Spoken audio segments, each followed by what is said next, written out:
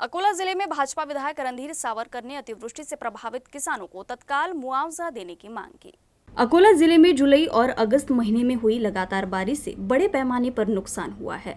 बारिश से फसलों की वृद्धि नहीं होने से उत्पादन में कमी आई है, जिससे किसानों की स्थिति बहुत ही खराब है। इसलिए अकोला जिले में गीला सूखा घोषित किया जाए, सभी फसलों की अधिसूचना निकालकर किसानों को फसल बीमा का 50% मुआवजा तुरंत दिया जाए।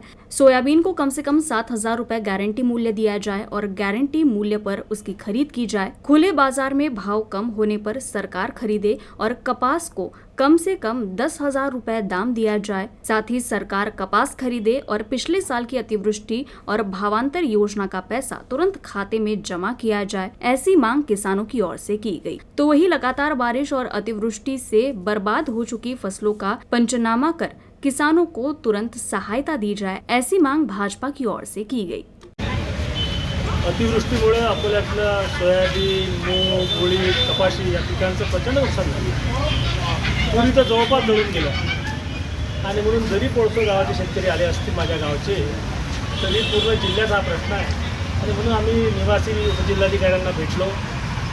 त्याच्या शासकीय परिपत्रकाप्रमाणे अतिवृष्टी कशा कशात बसते हाही एक विषय आम्ही समजून घेतला। त्यांना विनंती केली की तुम्ही सर्वे ताबडतोब करा, कारण की ऊन पडल्यानंतर 2-3 दिवसात पाऊस निघून जाते आणि मग जशी एक घात परिस्थिती असते तशी दिसत नाही। आज रोजी काही पिकं हे वाढलेले दिसतात, बाहेरून पाहिलं तर खूप पिकं चांगली दिसतात, परंतु सातत्यानं एकतळी महिन्यावर पाऊस असल्यामुळे सोयाबीनला शेंगा झाल्या नाहीत, फळधारणच झाली नाही। काही ठिकाणी सोयाबीन पाण्यात आहे। कपाशीचं तर हाल तुम्ही समजून घ्या। हितभर फक्त कपाशीचं झाड आहे।